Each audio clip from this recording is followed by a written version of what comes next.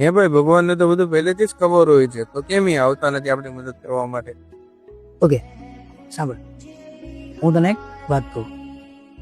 મહાભારતનું યુદ્ધ પૂરું થયું ને પછી કૃષ્ણ અને કૃષ્ણે મતલબ દ્રૌપદીજી એ બેઠા હતા.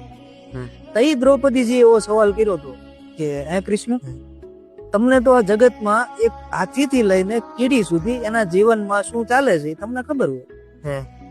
તો જ્યારે મને દુશાસન મારા કક્ષમાં મને લેવા આવ્યો વસ્ત્રહરણ સમયે, તઈ તમે કેમ ન આવ્યા?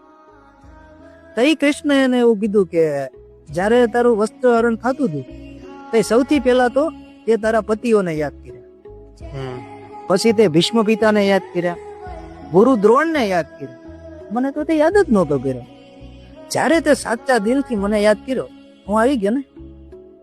તો દોસ્ત, આપણે છે ને પેલા તો બધું આપણી હાથે જ કરવાની ટ્રાય કરી છે, અને આ દરેક માણસનો એક કે ને કે સ્વભાવ છે.